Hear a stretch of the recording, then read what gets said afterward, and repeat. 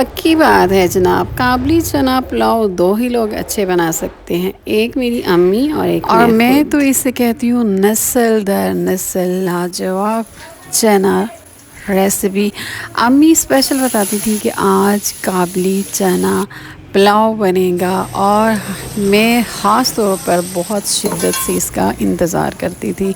ये बनाना बहुत आसान है। आज जैसे जैसे आपके सामने आता जा रहा है वैसे स्टेप बाय स्टेप आप इसको फॉलो करें।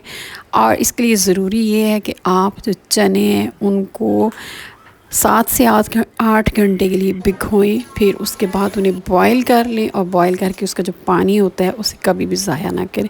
दूसरी बात यह है कि जितने गिलास पानी आप डालेंगे उसी हिसाब से आप इसमें नमक डालिएगा।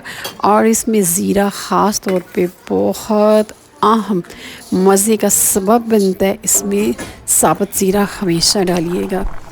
और सबसे बड़ी बात यह है कि जो चावल होते हैं, सेला चावल लें या बासमती चावल लें, ये दोनों में बहुत मज़े का बनता है। और आप जब इसे बनाएंगे और खाएंगे तो आपको मज़ा आ जाएगा। और